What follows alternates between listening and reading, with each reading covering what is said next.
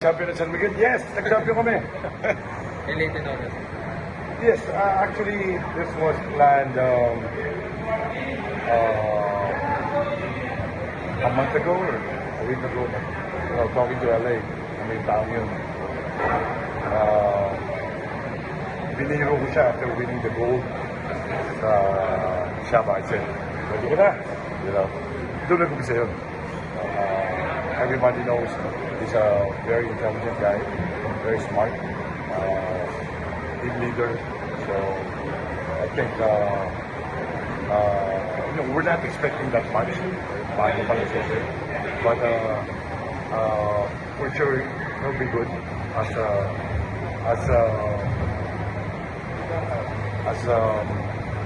a head coach. Pero dati nagtatanong, bata pa. Sabi ko, hindi na bata, kaya hindi na 14 eh. Di ba? So, hindi na maglalaro. He was excited when I called him. So, sabi ko, nag-decide na kami na mag-coach ang vlog.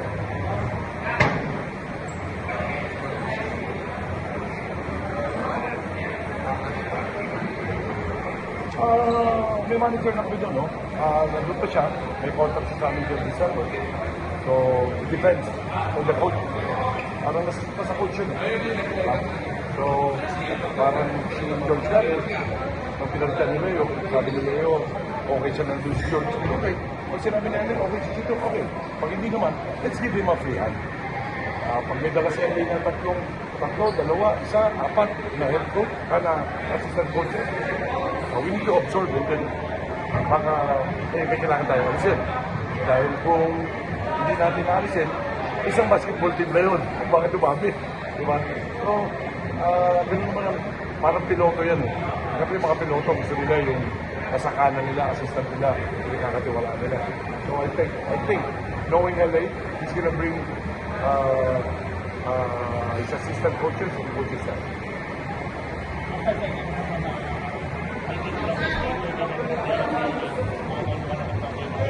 Ano na?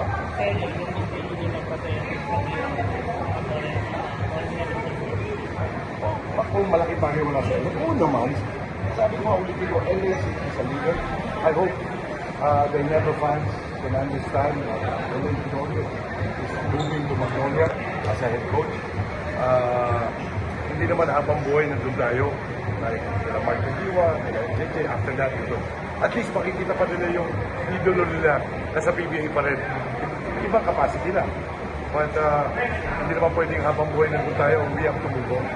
Hindi pwede habang buhay na yun lang inakain natin. Minsan, kailangan tumigip din tayo iba. So, there's a different job, different na trabahong gagawin niya. So, we'll see. Walang chance na maglaro si LA sa Magnolia. Alam mo, to tell you frankly guys, sinabi ko sa kanya, after playing good game yung laro niya, I told him, playing coach ka, di ba? Sa akin, malaking impact siguro. At sabi lang ni LA, huwag na boss, baka buhay na mo ng Ginebra Fan, sabi na. So, alam mo, ang puso nyo nasa Ginebra pa rin. Yung sister team naman, so, mamaintindihan naman mga kapamilya namin na Ginebra, mga fans na pinakamamahal namin. Sana po maintindihan yung decision namin. So based from your conversation with LA, talagang wala na talaga. Retired na siya from playing. He didn't say that he's retired. He's not gonna hang his jersey, but coaching is a very difficult job. Ano yung full time yan eh. Pero malay mo, maisipan niya may ma-injure na point guard, di ba? Tapos yung paglaruin natin, di ba? At malay mo, may second Jaworski, hindi natin masasabi. We'll see, di ba? Pag-uusapan namin at paglaruin din namin maigay kung ano maganda para sa karir niya at para sa future ng Magnolia. Sir, were there other coaches or players na consideration for the head coaching job sa Magnolia? Okay, LA. Alam mo kami, lahat naman to yung decision, of course, sabi ko nga dati sa interview, lahat naman ng ginagawa ko, alam niyo po sa RSA, sa kami blessing mo siya. So, una, ano kami, na iisip, ano kaya, sino pwede, sa ganito, sa lahat eh, diba? Nung, siguro, napanood ng tao, napanood namin, napanood nila, how LA coach the youth. Ay, ang youth, mas kayo ang turuan kasi sa nakakapag-isip na ng mga player. Dahil repetition yan. No? And with them, kailangan siya mag-start somewhere. No? Baka imigay mo sa eskwela, mag-coach sa eskwela, ganito, baka pag-isip pa, kung paano. Doon din naman siya babagsak eh. Di ba? So, mahal siya ng kumpanya, mahal siya ng organization ng San Miguel. That's why we decided to put him sa isa sa mga system.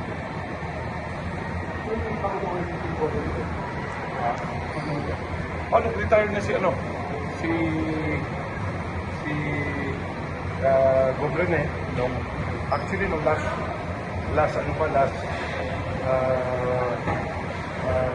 board meeting. Tapos finalize niya nung last board meeting 2 weeks ago ata. Nagbigay siya ng letter sa akin, sa office, saka sa governor. Sino na ang governor ng Magnolia? Ikaw.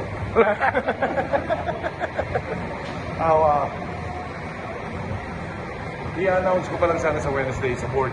Okay. But I guess all of you guys are here. Grabe talaga ang Michel. Amazing naming Jason Webb as the new governor of bagong coach, bagong governor. Youthful yung move na yun. Pagka mas bata ngayon, pati si Coach Jason yung naisip na maging team governor. Hindi nyo kasi kilala yun si Jason. He's very, matrabahong bata. Very intelligent, matalinong, masipag. Walang orasyon. Tawagan mo, ganito, ganyan. Communicating with the player. A very good coach. I think, malaking bagay sa team dahil yung inputs niya, actually isa siya sa mga nag-input dun sa nung ng COVID. Nung lockdown naglaro tayo ng lockdown. Isa siya sa nagbigay ng mga ideas. Again, he's with me since PPL days. He's a good leader. A very good leader. So with all the movement sa Magnolia, sa coach, do you feel like to turn things around na tong Magnolia after this? Hindi natin alam eh. Alam mo, minsan yung pagbabago, hindi wala lamang. Katulad nga yung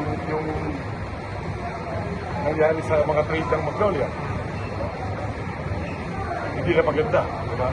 So, itong mga ganito, you have to experiment eh. Try new things. Kung ano mag-click. Diba? Hindi naman pwede yung adobo, gano'n na lang yung nasa, sasabihin mo, hindi, okay na ito, tsagaan natin. Medyo lagyan mo ng konting suka, lagyan mo ng itlog, baka maiba. No? So, sinusubukan namin. At timplado na manok. Timplado. So, sinusubukan namin itipla, baka sakaling sumarap. Kaya timplados. So, ito, tinitipla namin na maayos. Kaya ako magpunta rito. Thank you.